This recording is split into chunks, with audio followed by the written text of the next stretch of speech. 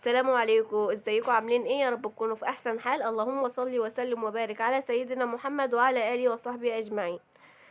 قبل ما ابدا الفيديو ما تنسوش تصلوا على النبي، وما تنسوش تعملوا اشتراك في القناه وتفعلوا الجرس علشان يوصلكم كل فيديو جديد. تعملوا لايك للفيديو.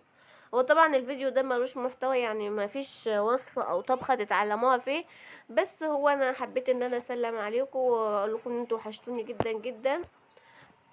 وحبيت كنا رحنا يعني الغيط وكده، وقلت اوريكم الجو الجميل والخضرة وكده.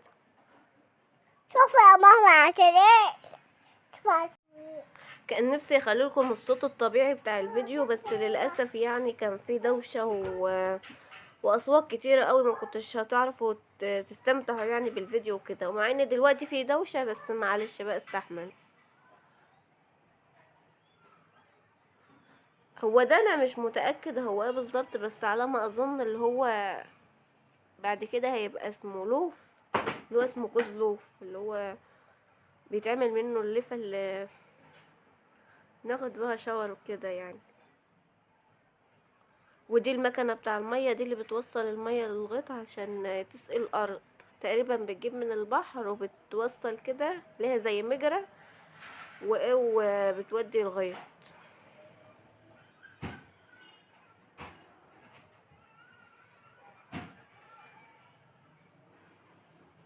كان الجو جميل والمنظر جميل قوي بصراحة، فقلت ان انا اصوره لكم وكده واسلم عليكم في الفيديو.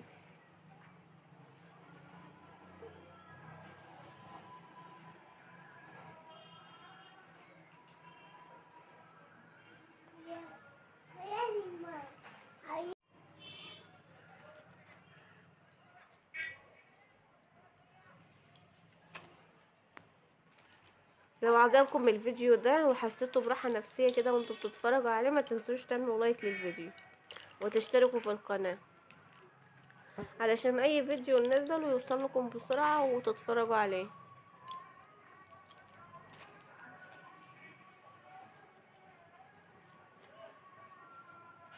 والسلام عليكم ورحمة الله وبركاته.